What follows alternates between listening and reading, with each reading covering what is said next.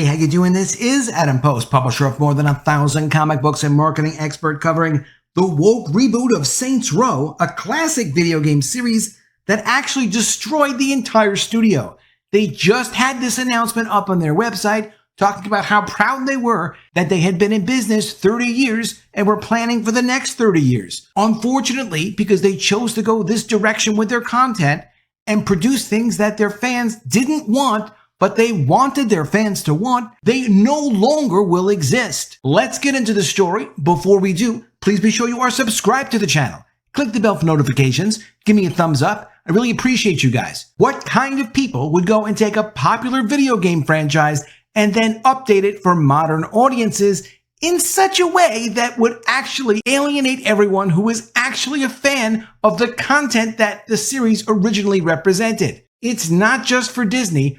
Other companies have been messing around with it too. This company, Volition Games, is a subsidiary of a larger company, Embracer Group, which owns a bunch of video game companies, actually also owns Dark Horse Comics. On their website, they talk about empowering great people and great companies and great ideas. They basically operate as a large holding company that has access to cash, access to borrowing capabilities, access to the stock market. So if you're an independent studio that produces games, or like Dark Horse Comics is its own comics publishing company, but sometimes independent companies need access to cash, it can be better for the company to make a deal with a parent company like Embracer. Embracer has done very well for itself. It started off in 2011. Before that, it actually started out as a mail-order comic book company by a very entrepreneurial person in Sweden. However, this image, which represents Saints Row, the video game that caused this disaster, featured on Embracer's website, represents a game that caused the destruction of this independent game studio when Embracer decided they're not going to keep subsidizing the losses on this mess. Coming from Bounding Into Comics, Embracer Group shuts down Volition Games after disastrous Saints Row reboot. Volition Games announced they are being shuttered by Embracer Group following the company's disastrous Saints Row reboot. Embracer Group previously announced significant restructuring would occur across its portfolio back in June. Portfolio meaning all the games and companies that it owned. It does own and control a lot of independent groups. And the issue too is, if you're going to own like these guys, I mean, they really do own a lot of stuff. About Embracer Group, 12 operating groups, 139 studios, 905 intellectual properties, with a total headcount number of employees of 16,500 employees. That is a lot of people to keep track of. And just because some of these independent studios have been successful on their own and they've been operating individually, which is what they say basically they do. It's almost like they're providing investment and financial backing and probably some other sophisticated back-end resources to these independent studios. And that's great. But the problem is, once somebody writes a company like that a big check, they don't run it necessarily like their own business anymore. And sometimes those divisions kind of go off in their own direction and really just do what they want to do creatively and not focus as much on the bottom line. It's not something that all those individual divisions do, but you get companies that lose their way if Big Daddy is writing them checks all the time and they don't actually have to worry about the company producing as profitable and customer focused a product. So Embracer did do a lot of acquisitions. They spent a lot of money, and they said they were going to be looking over their investments, and they might be closing and divesting some studios and terminating or pausing some ongoing game development projects. And each of these games they develop are very expensive to develop. So it does tie up a lot of money. And if they don't make money, they can't really sit around forever and keep funding these studios. The CEO, Lars Wingfors, continues, it will also include decreased spending on non-developmental costs such as overhead and other operating expenses.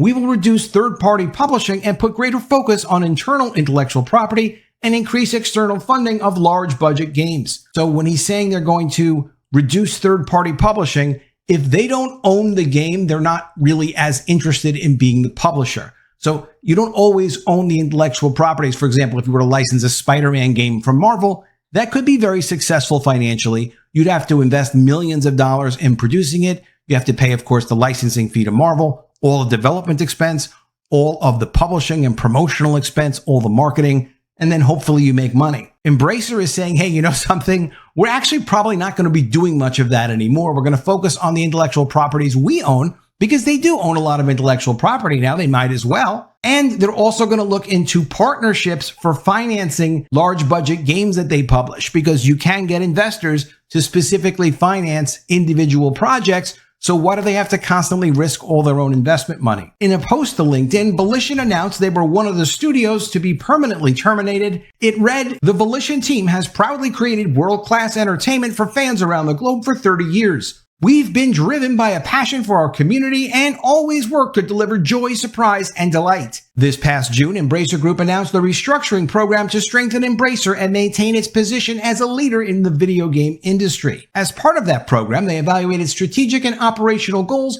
and made the difficult decision to close Volition effective immediately, the company announced. Quote, "To help our team, we're working to provide job assistance and help the smooth transition of our Volition family members. We thank our customers and fans around the world for all the love and support over the years. You will always be in our hearts." A very sweet sentiment. And you have to feel bad for people losing their job, but not if they're going to be doing stupid stuff with the content, particularly if it's part of an ongoing brand and an ongoing series, and customers have a certain expectation of a certain continuity and similarity of the characters from one game to the next game. The closure comes after the company's most recent release, Saints Row, was widely panned by players. The game fully embraced woke transgender ideology by removing male and female gender options. Instead, they replaced it with multiple sliders in character creation, allowing players to manipulate the size of their character's groin and chest. Not only did they embrace woke transgender ideology in the character creator, but Volition development director Jim Boone also implied the game was being made for modern sensibilities. He told PC Gamer in August 2021, quote, "We love the old Saints Row games, but we also recognize those games are of a time. They made sense within that era, and we were able to do things that felt good back then. But that tone is not something that we feel we want to do today. We had a different kind of story that we wanted to tell." The development staff also derided potential players for disliking a number of changes the game was making. In one instance, Twitter user Gavinator6429 wrote, quote, "I know you won't listen, but if you want fans to stop complaining and giving you all a hard time, maybe, just maybe, replace these clowns and give us the real Saints. Doesn't even have to be the old crew, just real gangsters. That would honestly clear up a lot of the hate you guys are getting." When he's saying old Saints, he's talking about the original characters that were in just the previous game. They swapped out characters, so this new group of characters is like a completely different cast. It's almost like a knockoff of the old series, like a parody. Saints Row responded with a GIF reading, "Haters gonna hate." In response, Gavinator6429 replied, quote, "If anything, I'm not a hater. I've been defending you guys since people called you a GTA clone, Grand Theft Auto clone, which wasn't true at all. Now I feel like I wasted my time defending you guys. As the boss once said, quote, the Saints used to mean something. Only mother effer that seems to remember that is me and Gat." I hope you like that. Saint Row responded, "We are not backing down on this game. We get it. It's new, and it's a shock reaction to a reboot like no other. The GIF was supposed to convey that." Upon release, the game was relentlessly mocked and described as the worst game of 2022. I've never played this game or the game preceding this, but it's pretty straightforward as to what this game was and was supposed to be. They really ruined it. Michael Does Life tweeted, "New Saints Row is an abomination and will go down as the worst game of 2022, 3 out of 10. He then listed out a number of problems with the game. NPCs barely react to anything the player does. Worse AI than Cyberpunk. No cheat codes. Lazy VA performances. Nothing to do within the world unless it's marked on the map." Sile encouraged people not to purchase the game, writing, 100 plus bugs joins the Saints Row sea of red flags. This dated, janky, soulless mess asks $60 for cancel CW show, writing, cheap VA, royalty-free music, and bonehead bullet sponge AI. Hashtag Saints Row developers, we are not backing down on this husk. Laugh out loud. The game's sales would crater in the United Kingdom just a week after release, with games industry reporting Saints Row saw an 80% drop in sales compared to last week and falls to number 6. Wingfourth CEO would recognize that the game was not being received well by fans, commenting on the game during the company's annual general meeting in 2022. He said, quote, "Obviously, personally, I had hoped for a greater reception of the game. It's been a very polarized view. There's a lot of things that could be said in details around it, but on one hand, I'm happy to see a lot of gamers and fans happy. At the same time, I'm a bit sad to see also fans not happy, so it's difficult. It's not that difficult. Just make stuff that's on brand and be consistent. If you want to introduce something new in a new brand, go ahead and do that. Or at the very least, do something like Saints Row San Francisco, and then put whatever craziness you want to put in it, and people will understand, yeah, San Francisco is an absolutely crazy town. Anything goes there, and they won't be disappointed or feel obligated to buy something that they don't really want. Wing of Force did admit that the game would probably have a return on investment, but not to what they were hoping. On the financial side, I'm confident we will make money on the investment. Will it have a great return on investment that we've seen in many other games? Not very likely, but we will make money, and that's a very good starting point at least. He's trying to be positive about it to his investors, but the bottom line is, if you have an ongoing series that's successful, you're not just trying to make money on the next game. Yes, you want to make money on the next game, the next movie, the next product, whatever it is that you're doing, but you don't ever want to lose your audience for an ongoing series. You want to keep your audience for an ongoing series. You want positive buzz about your series. That's what makes your franchise viable and not just a one-off project. Now, I've said I have not played the original Saints Row. I haven't played the new Saints Row, so I can't talk about that.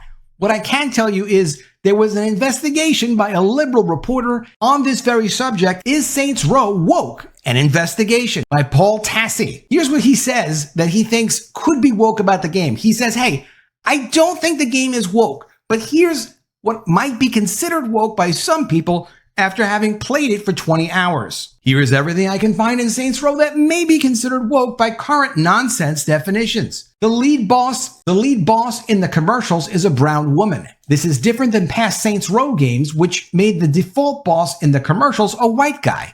Of course, in all these games, you can make your boss any race or gender or even like Shrek. So this is really just a marketing call. Okay, but the whole race swap and gender swap thing, if that's not normally part of what the franchise is, it's an inappropriate thing to do. It just is. You have a diverse group of friends. No matter what race you are as the boss, you will have a Latino friend, a black friend, and an Asian friend as the core team of the game. But of course, in past Saints Row games, your main group was Johnny Gat, who is Asian, Pierce, who is black, and Shaundi, who I'm pretty sure is white and just has dreadlocks sometimes. Okay, moving on.